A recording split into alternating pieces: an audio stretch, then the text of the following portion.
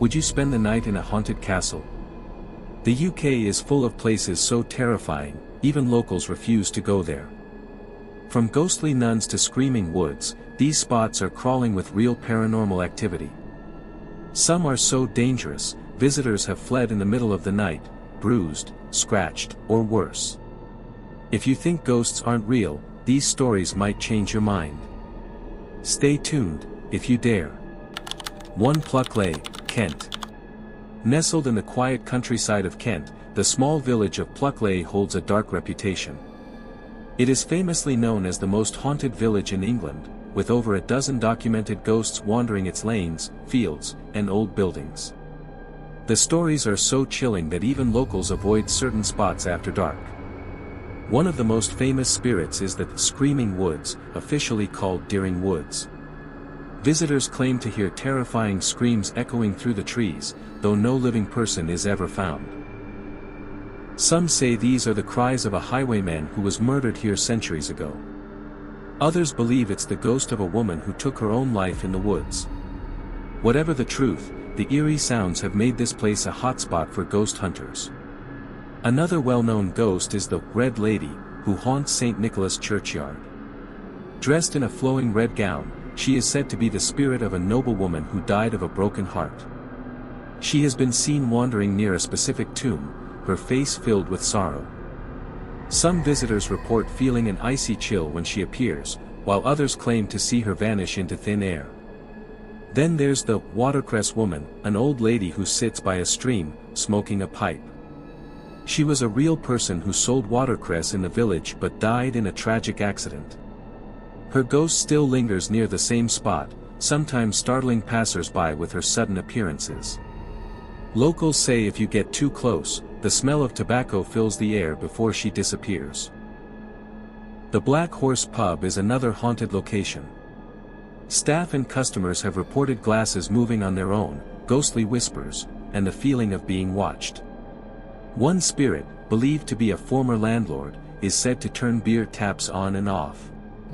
Some even claim to see a shadowy figure sitting in the corner, only for it to vanish when approached. Pluckley's haunted history doesn't end there. The old brickworks is said to be home to a phantom horse-drawn carriage, heard but never seen. A ghostly schoolmaster, who hanged himself in the 19th century, has been spotted near the ruins of the old schoolhouse. Even the village's quiet roads are said to be crossed by the spirit of a highwayman, still searching for his lost treasure. With so many ghosts packed into one small village, it's no wonder Pluckley has earned its terrifying title. Whether you believe in spirits or not, the stories are enough to send a shiver down your spine. Many visitors come hoping for a supernatural encounter, but few stay long after sunset. After all, when even the locals refuse to walk alone at night, you know the hauntings must be real. 2 Borley Rectory, Essex. For over a century, the name Borley Rectory has sent chills down the spines of ghost hunters and skeptics alike. This lonely house, once standing in the quiet Essex countryside, earned the terrifying title of the most haunted house in England after decades of unexplained horrors. Its dark history is filled with ghostly nuns, phantom carriages, and poltergeist activity so intense that even hardened investigators fled in fear. The story begins in 1863 when the rectory was built on land with a grim past. Locals whispered that the site was cursed long before the house existed. Centuries earlier, a Benedictine monastery stood nearby, and legend says a monk and a young nun fell in love. When their secret affair was discovered, the monk was executed, and the nun was buried alive within the monastery walls. Some believe her restless spirit never left, and when the rectory was constructed, she returned to haunt its halls. The first reports of paranormal activity came from the Bull family, who moved into the rectory in 1863. They claimed to hear unexplained footsteps, ghostly whispers, and the sound of a phantom carriage pulling up to the house at night. But the hauntings grew even worse when Reverend Henry Dawson Ellis Bull and his family lived there in the 1920s. His daughters reported seeing the ghostly figure of a nun wandering the garden, her face hidden beneath a black veil. She would appear near the house, glide silently along the path, and then vanish into thin air.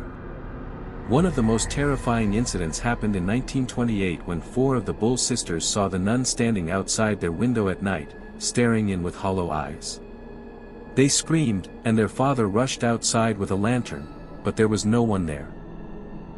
Soon after, mysterious writing appeared on the walls, strange objects flew across rooms, and unseen hands knocked on doors in the dead of night. The family became so frightened that they refused to stay in certain parts of the house. When Reverend Lionel Foister moved in with his wife Marianne in 1930, the hauntings became even more violent. Marianne claimed to be tormented by an invisible force that threw her from her bed, slapped her face, and even wrote messages on the walls pleading for help. One chilling message read, "Marianne, please get help." Furniture moved on its own, bottles smashed against walls, and ghostly voices echoed through empty rooms. Paranormal investigator Harry Price visited the house and witnessed these horrors firsthand. He documented everything, calling Borley Rectory the best documented case of supernatural activity in history.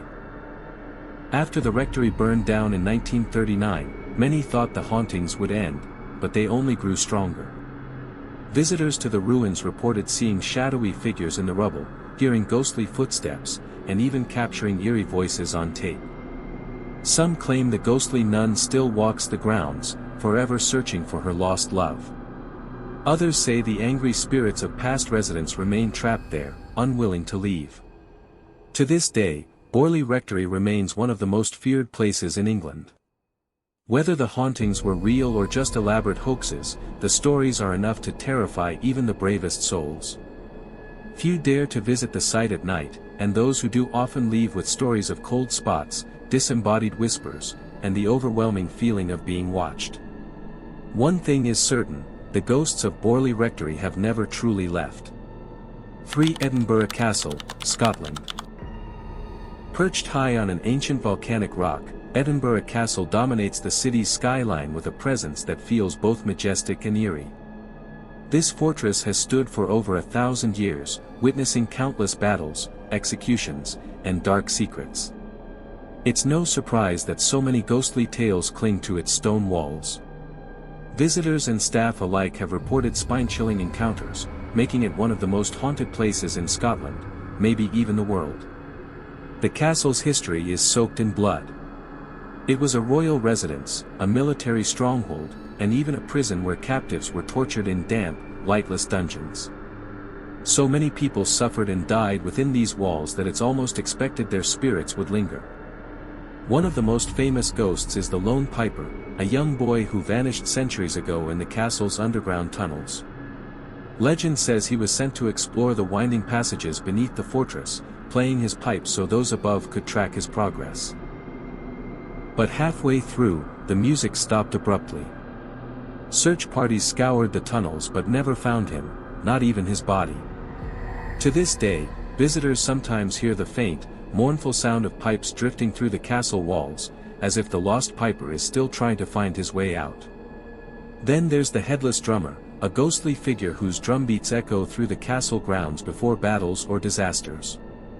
He's been seen, or rather, heard, for centuries, his invisible hands pounding out a warning rhythm in the dead of night. Some say he's the spirit of a soldier from the 17th century, doomed to forever signal approaching danger. Others believe he's much older, a remnant from a time when the castle was under siege. Either way, his appearances are so well documented that even skeptics can't ignore them. The castle's dungeons are another hotspot for paranormal activity. Prisoners of war were once crammed into these dark, filthy cells, many dying from disease or starvation.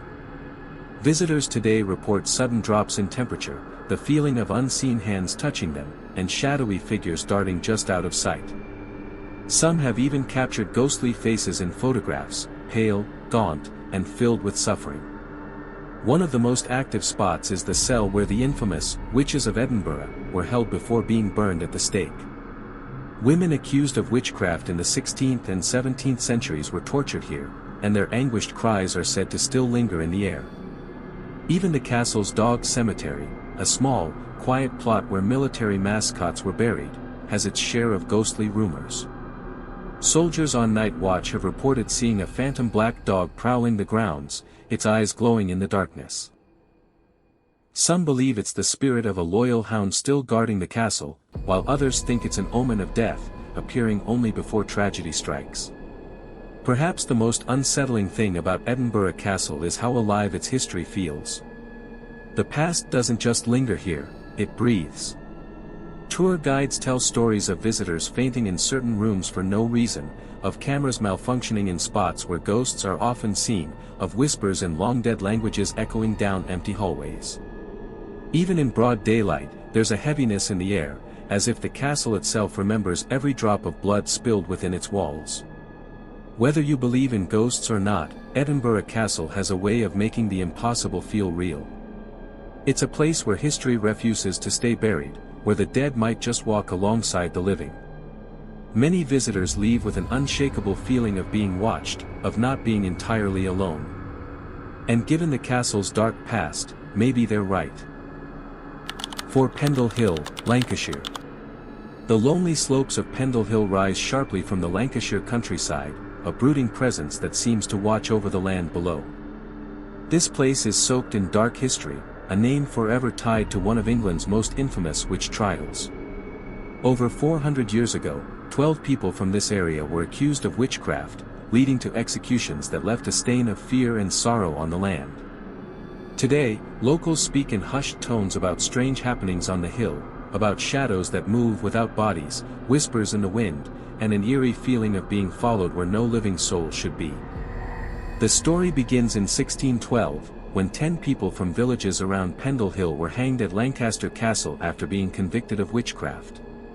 Among them was Elizabeth Southerns, known as Old Demdike, an elderly woman who confessed under torture to making a pact with the devil. Her family and neighbors were swept up in the hysteria, their lives destroyed by rumors and superstition. The trials were among the most documented of their time, leaving behind court records that make the terror feel shockingly real even today. Walking the trails around Pendle now, it's impossible not to wonder if some part of those wronged souls remains trapped in this place.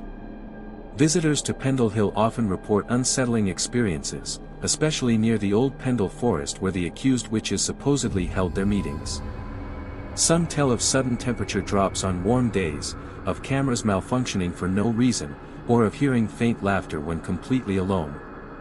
The most common story involves seeing shadowy figures moving between the trees, shapes that vanish when approached.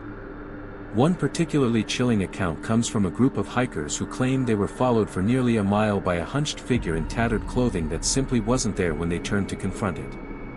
The small village of Newchich, home to the ancient St. Mary's Church with its distinctive witch's eye window, is another hotspot for strange activity. Locals say the eye was placed there to watch for evil spirits, but many visitors report feeling watched themselves when standing near it. The churchyard holds the grave of Alice Nutter, one of the Pendle witches, and some claim to have seen a woman in old-fashioned clothing kneeling by the stones late at night. When approached, she disappears into the mist. Even hardened skeptics admit there's something unusual about Pendle Hill. The atmosphere changes as you climb, the air growing heavier, the silence more complete. Birds seem to avoid certain areas, and many people report feeling suddenly exhausted or dizzy in spots where nothing appears wrong. Some believe this is because the hill sits on powerful ley lines, invisible energy paths that ancient people considered sacred. Others say it's simply the weight of history pressing down, the land remembering its darkest chapter. Every Halloween, hundreds gather on Pendle Hill for ghost walks and vigils, hoping to catch some glimpse of the supernatural. Many leave disappointed, but enough have experienced something unexplainable to keep the legends alive. Perhaps the most frightening accounts come from those who visit alone after dark, stories of hearing their name called by voices they don't recognize, of seeing lights moving across the hillside where no lights should be, of feeling invisible hands brush against them in the dark. Whether these experiences are ghosts, tricks of the mind, or something else entirely, Pendle Hill remains a place where the past feels uncomfortably close. The wind through the grass sounds like whispering, the shadows at dusk take on strange shapes, and it's easy to imagine you're not quite alone on those lonely slopes. After 4 centuries, the Pendle witches may be gone, but their story, and perhaps something more, lingers in the cold Lancashire air. The hill stands as it always has, silent and watching, keeping its secrets close. 5 Tower of London, London. The Tower of London stands as a silent witness to nearly 1,000 years of bloodshed, betrayal, and suffering. Behind its famous stone walls lie stories so dark they seem to have stained the very air. This isn't just a historic castle, it's a place where the past feels terrifyingly alive, where shadows move when no one is there, and where some visitors leave convinced they've brushed against something not of this world. Perhaps the most famous ghost is Anne Boleyn, the ill-fated wife of Henry VIII who lost her head in 1536. Her spirit has been seen so often that even the most skeptical guards can't deny her presence. Dressed in a flowing grey gown, her head sometimes resting neatly on her shoulders, sometimes horrifyingly absent, she's been spotted walking the tower's corridors, standing silently in the chapel where she's buried, and even gliding across Tower Green where she met her execution. In the 19th century, a guard swore he saw her floating toward him, only to vanish when he thrust his bayonet at the apparition. The shock sent him fainting to the ground. But Anne isn't the only tragic soul said to haunt this place. The ghost of Lady Jane Grey, the 9 Days Queen, has been seen as a pale, weeping figure near the spot where she was executed at just 16 years old. The 2 young princes in the tower, Edward V and his brother Richard, allegedly still play in the bloody tower where they were supposedly murdered in 1483. Their small, sad figures wearing white nightshirts have been glimpsed holding hands before disappearing into the walls. Some visitors report hearing childish laughter that abruptly cuts off, leaving behind an eerie silence. The tower's darkest corners hold even more chilling tales. In the Salt Tower, where prisoners were once tortured, visitors often feel sudden, unexplainable dread. Cold spots appear out of nowhere, and some people claim to hear screams that seem to come from the stones themselves. The Wakefield Tower is home to a particularly aggressive spirit, a massive, bear-like shadow that has reportedly attacked several people, leaving them with scratches and bruises. No one knows who, or what, this entity might be, but its violent appearances have sent even brave soldiers running in terror. Animals seem to sense something humans can't. The tower's famous ravens, protected by legend that says the kingdom will fall if they leave, sometimes call wildly at empty spaces. Guards have reported seeing the birds watching something invisible move across the grounds, their black eyes tracking unseen presences. Even the tower's cats have been observed arching their backs and hissing at nothing at all. What makes the tower's hauntings so compelling is how many credible witnesses have reported them over centuries. Soldiers, priests, historians, and even royalty have documented strange encounters within these walls. In 1816, a sentry swore he saw a phantom bear emerge from a wall and advance toward him. The shock reportedly caused him to die days later. More recently, in 1957, 2 guards patrolling the Jewel House saw what they described as a dense, black cloud moving against the wind before taking human shape and disappearing through a door.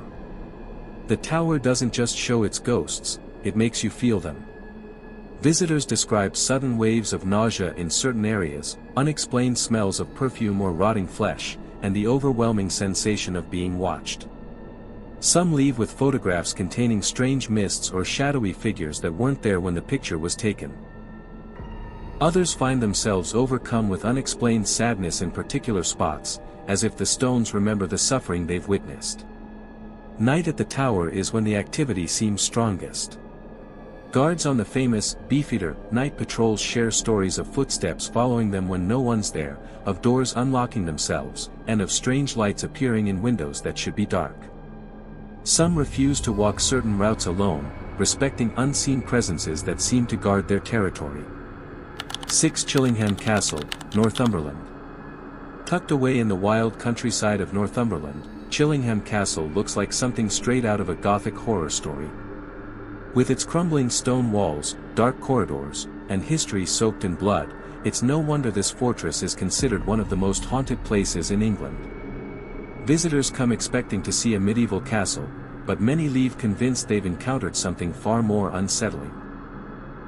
The castle's history is a brutal one. Built in the 12th century as a military stronghold, it was a place of torture, war, and suffering. Prisoners were thrown into its dungeons, left to rot in pitch-black cells with no hope of escape.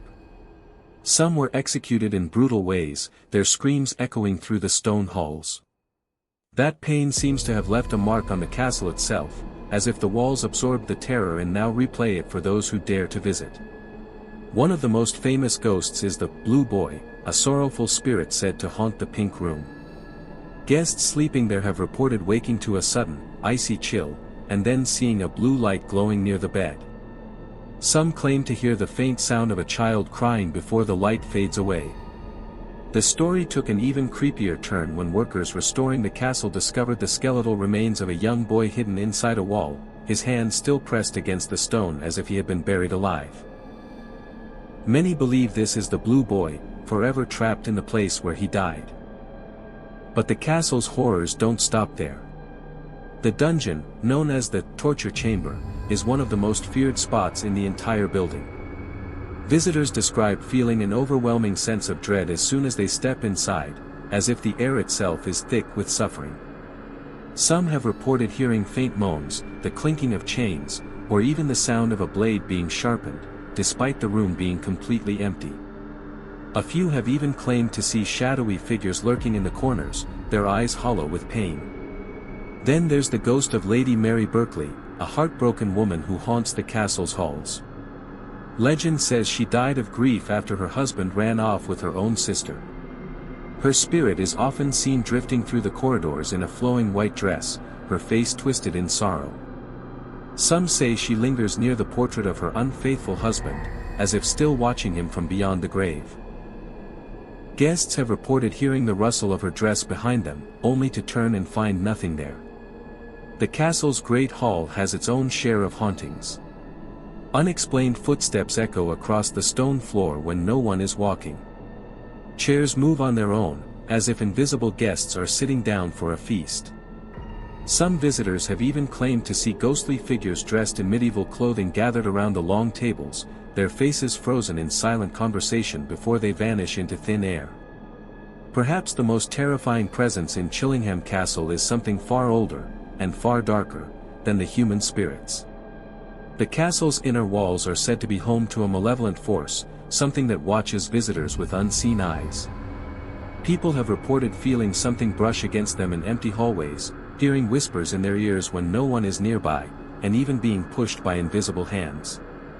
Whatever this entity is, it doesn't seem to want guests staying too long. Chillingham Castle doesn't just tell ghost stories, it makes you live them. The air feels heavier here, the silence more oppressive. Even in daylight, there's a sense that you're not entirely alone, that something is just out of sight, waiting. Many visitors leave with an unshakable feeling of being followed, of unseen eyes tracking their every move. Whether you believe in ghosts or not, Chillingham Castle has a way of making the impossible feel real. It's a place where history doesn't just stay in the past, it lingers, restless and angry, refusing to be forgotten. Some say the dead still walk here. And after a night in its haunted halls, you might just believe them. 7 Bury Pomeroy Castle, Devon. Hidden deep in the Devon countryside, Bury Pomeroy Castle looks like a forgotten fairy tale castle at first glance. But behind its ivy-covered walls lies a much darker story. This crumbling ruin is considered one of the most haunted places in England, home to not one, but 2 famous ghosts, the White Lady and the Blue Lady, each with their own tragic tale of death and despair. Visitors come to admire the medieval architecture, but many leave shaken by encounters they can't explain. The castle's history is filled with violence and sorrow. Built in the 12th century as a grand family home, it later became a battleground during the English Civil War before being abandoned to decay. But some say the past never truly left. The most famous spirit is the White Lady, often seen drifting through the ruins in a flowing white gown. Legend says she was the daughter of a Norman lord who fell in love with a commoner. When her father discovered the affair, he locked her in a tower where she slowly starved to death. Her ghost now wanders the castle, appearing near the tower where she died. Some visitors report seeing her at windows, her pale face pressed against the glass as if still trying to escape. Others claim to hear soft weeping echoing through empty corridors when no one else is around. But the White Lady isn't the only lost soul haunting Barry Pomeroy. The Blue Lady is far more sinister. Dressed in a tattered blue dress, she is said to be the ghost of Margaret Pomeroy, a woman in prison and murdered by her own jealous sister. Unlike the sorrowful White Lady, the Blue Lady doesn't just appear, she lures people toward danger.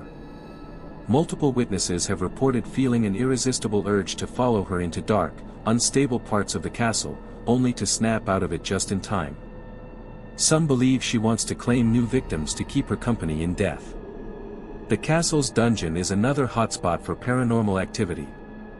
This dark, damp pit was where prisoners were left to rot, and many visitors say the air here feels thick with suffering.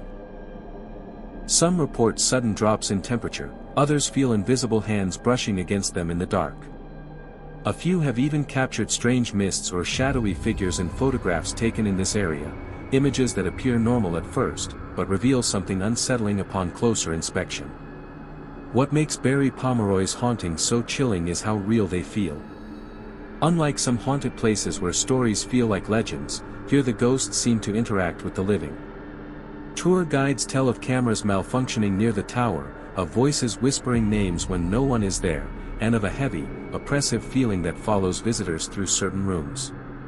Some people leave feeling drained, as if the castle has sucked the energy right out of them. At night, the atmosphere changes completely. The ruins take on an eerie glow under moonlight, and the shadows seem to move on their own.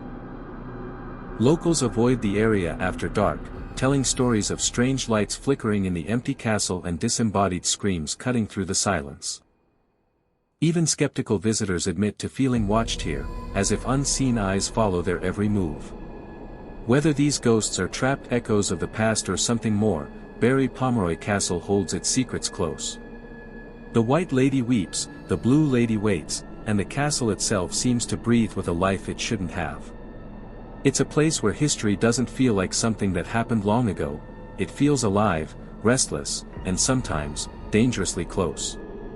One thing is certain, after visiting these haunted ruins, you'll understand why some stories refuse to die. 8 Glamis Castle, Scotland.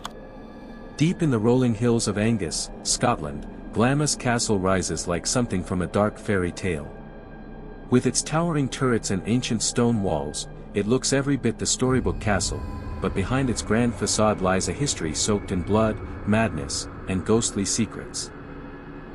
This is the childhood home of the late Queen Mother and the legendary setting for Shakespeare's Macbeth, but its true stories are far more terrifying than any fiction.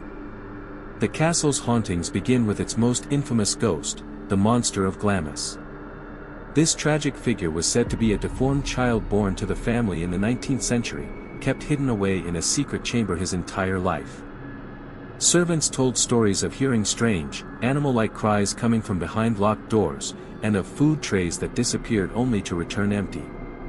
When workers accidentally broke into a hidden room decades later, they claimed to find the skeletal remains of a large, misshapen figure still chained to the wall. To this day, visitors report feeling an unnatural chill near certain walls and hearing faint, anguished moans that seem to come from nowhere.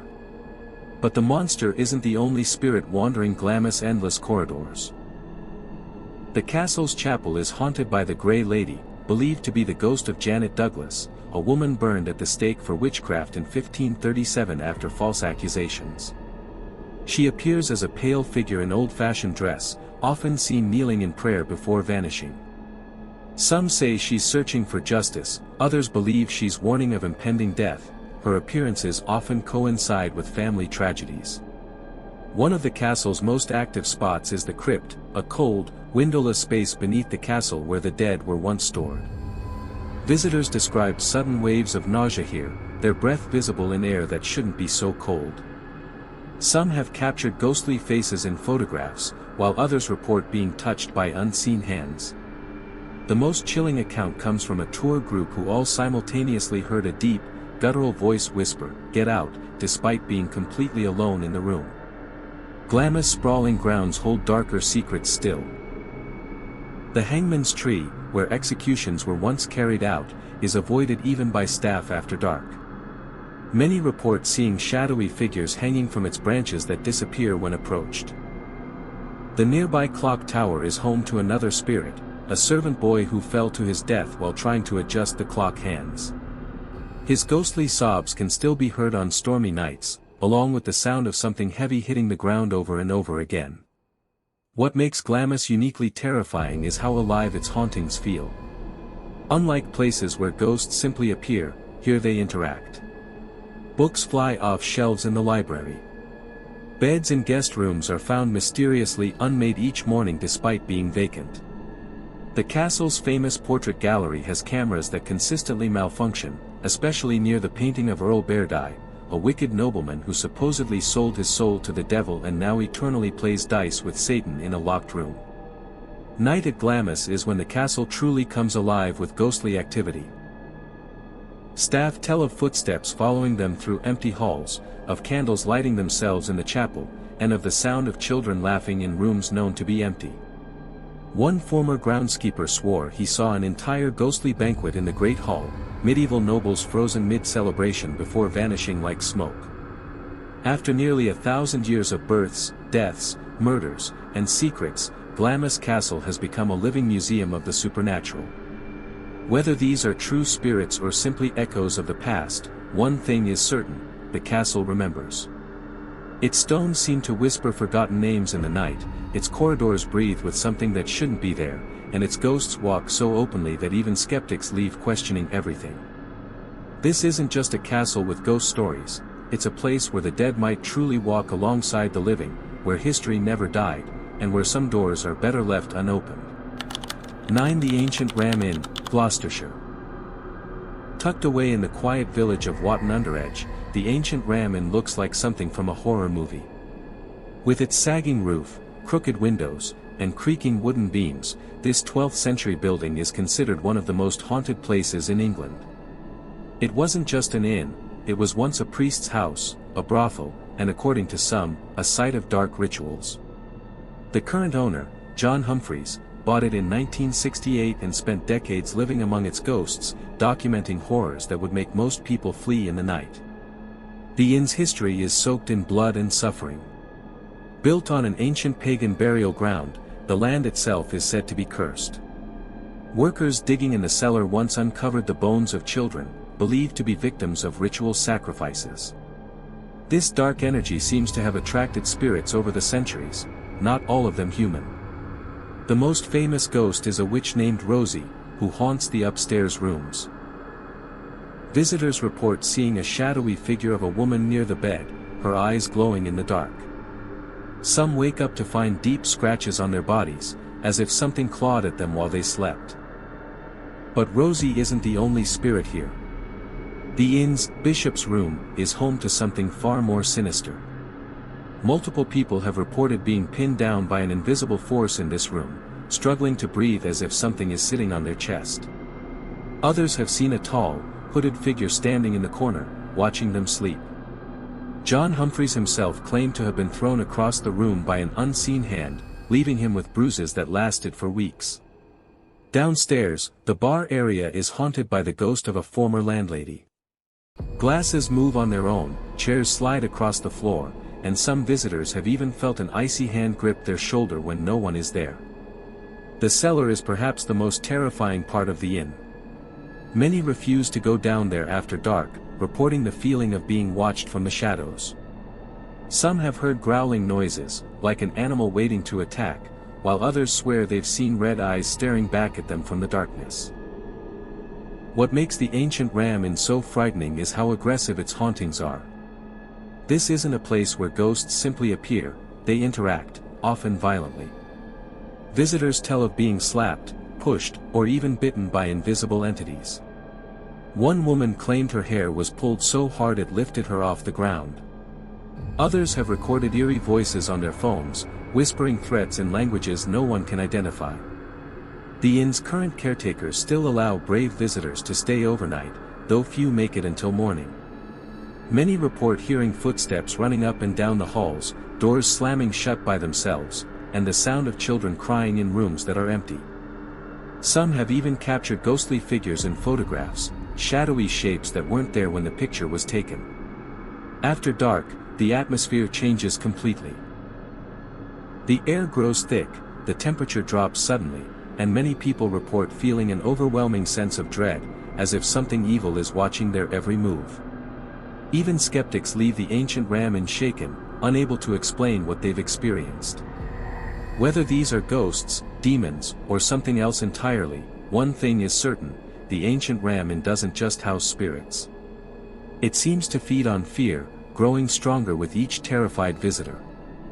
This isn't a place for the faint-hearted. It's a building where the past is very much alive, where something ancient and angry waits in the shadows, and where a night's stay might just change everything you believe about the supernatural. 10 Bangor Fort, Rajasthan, UK connection. Under the ancient streets of York, hidden beneath layers of history and shadow, lies a place where the dead refuse to stay silent. The York Dungeon isn't just a tourist attraction, it's a labyrinth of terror built on real suffering, where the echoes of executions, plagues, and torture seem to cling to the damp stone walls. Visitors come for a scare, but many leave with something they can't explain: the chilling certainty that not all the screams here are actors, and not all the shadows are just tricks of the light. York has always been a city of darkness. The Vikings raided here, Romans built fortresses, and medieval torturers perfected their gruesome crafts. The dungeon sits on top of layers of this bloody history, its corridors winding through the same spaces where real prisoners once waited for death. It's no surprise that so many people report feeling more here than just manufactured fright. Some claim to smell rotting flesh in rooms where no food or props could explain the stench. Others feel sudden, icy grips on their arms in pitch-black passages, only to turn and find no one there. One of the most active spots is the Plague exhibit, where the story of York's devastating Black Death outbreak is told. Visitors often report hearing faint coughing from empty corners, or the sound of someone weeping just out of sight. A few have even captured ghostly figures in photos, pale faces peering from the shadows, their features twisted in pain. Staff members whisper about a particular spirit they call the Watcher, a shadowy presence that lingers near the fake plague corpses, as if guarding them. More than one employee has refused to work this section alone after closing time. Then there's the execution chamber, where the ghost of Dick Turpin, York's most famous highwayman, is said to linger. Though his death occurred nearby rather than in the dungeon itself, many believe his spirit wanders these underground passages. Visitors sometimes feel a rough hand brush their neck when learning about hangings, or catch the smell of leather and horses. Turpin was known for both. Some even report hearing a deep, mocking laugh echoing through the room after the lights go out. But the most terrifying accounts come from the torture chambers. This is where people often feel the strongest presence, something angry and cruel. Women's hair stands on end for no reason. Others feel sudden, unexplainable pains in their limbs, as if experiencing phantom tortures. A group of teenagers once fled screaming after all simultaneously seeing a pair of glowing eyes open in the darkness behind an Iron Maiden display. The staff checked the cameras, nothing was there. What makes the York Dungeon different from other haunted places is how it amplifies whatever spirits might already dwell there. The darkness, the sounds, the smells, they all seem to wake something up. Visitors describe an overwhelming feeling of being watched from multiple directions at once. Some leave with unexplained scratches. Others find their cameras filled with strange orbs and misty shapes despite the professional lighting. At night, when the last tour ends and the dungeon falls silent, the real activity begins. Cleaners report tools going missing only to reappear in impossible places. Motion sensors trigger in locked rooms. Voices whisper names when no living person remains inside. The most chilling account comes from a security guard who swears he once saw a line of shadowy figures standing perfectly still in the Viking exhibit, figures that vanished when he shined his light on them. Whether these experiences are ghosts, psychological tricks, or something else entirely, one thing is certain: the York Dungeon doesn't just tell horror stories. It exists in a place where horror actually happened, where thousands suffered and died over centuries. The walls here remember. The air carries memories. And sometimes, in the darkness between the screams of actors and the laughter of tourists, something far older and far more frightening seems to stir. This isn't just a show, it's a place where history's worst moments might still be playing out, just out of sight, waiting for someone to notice.